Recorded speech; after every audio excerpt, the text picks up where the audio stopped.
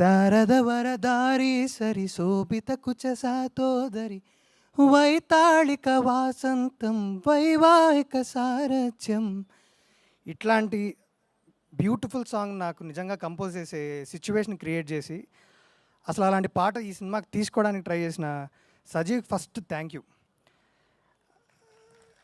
భరద్వాజ్ ఇందాక అన్నావు మనసు పెట్టి రాయలేమోనని. నాకు తెలిసి నువ్వు మనసు పెట్టకుండా ఏది రాయలేవేమో. అది అది రాదు, అలా రాదు.